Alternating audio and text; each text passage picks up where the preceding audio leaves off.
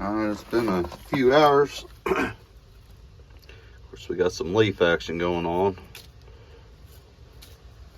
which that ain't gonna hurt nothing.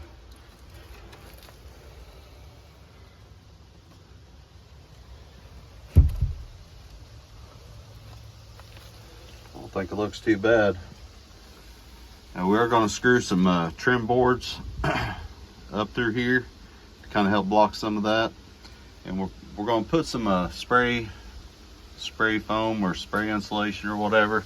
Like I said, we'll do that there and there in case we ever need to run any more wire through.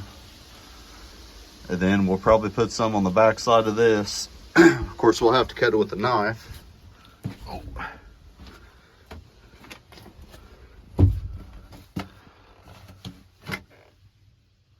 I think that's going to do just fine.